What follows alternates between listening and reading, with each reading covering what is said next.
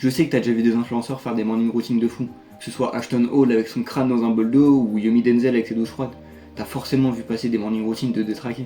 Alors ici on n'est pas vraiment là pour te critiquer ça, car aucun de nous deux n'est millionnaire. Mais je vais plutôt te parler d'une vraie morning routine que tu peux appliquer dès demain pour vraiment changer ta vie. Alors attention, cette morning routine va presque paraître trop simple, mais l'important c'est pas de la réussir les premiers jours, mais c'est de la tenir sur la durée, même quand t'auras la flemme au bout de quelques jours. On va commencer par 2-3 prérequis, c'est des trucs un peu évidents mais faut les rappeler. Couche-toi avant minuit, pas de caféine après 16h, évite les écrans 1 heure avant de dormir. C'est-à-dire que tu peux passer du temps avec ta famille, lire un livre, faire des étirements. Je m'en fous mais évite les écrans le soir. Maintenant on passe au vrai réveil. Le premier point c'est de ne pas utiliser ton téléphone dès le réveil. Dans les premières minutes de ta journée, ton cerveau est dans un état presque méditatif.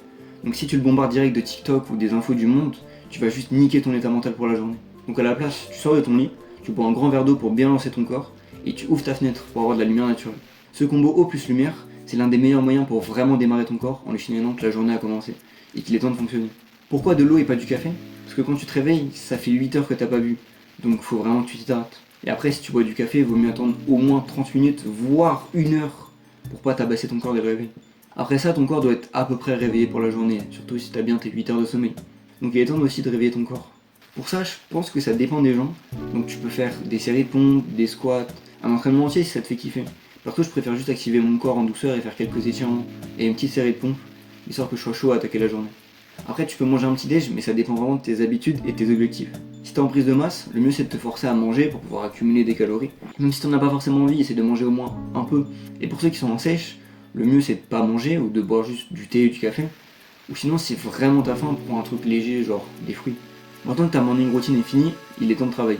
Alors si t'as cours ou un travail, bah évidemment tu vas y aller. Mais là, je vais plutôt parler pour les gens qui ont leur propre business ou si tu veux travailler pendant tes jours de repos. Fais la tâche la plus chiante de ta journée dès que t'as fini ta morning routine. Là, ça va vraiment dépendre de sur quoi tu travailles, mais il faut vraiment que tu fasses le truc qui te casse le plus les couilles dès que tu peux, pour pouvoir chill le reste de ta journée et faire des trucs moins chiants. Sinon, si tu commences par les trucs faciles, t'auras la tâche difficile qui va rester en tête toute la journée, ça va te stresser et peut-être qu'au final tu vas même pas la faire. Donc voilà comment tu peux avoir une bête de matinée pour t'améliorer et passer une bonne journée. L'important surtout c'est de faire ce que tu peux chaque jour. C'est mieux de faire 70% de tes tâches tous les jours plutôt que d'être à 100% pendant 2-3 jours et qu'après t'abandonnes complètement.